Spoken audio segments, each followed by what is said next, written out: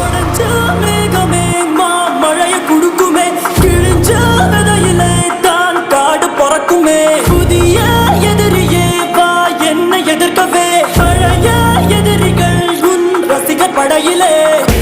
இது தளபதி.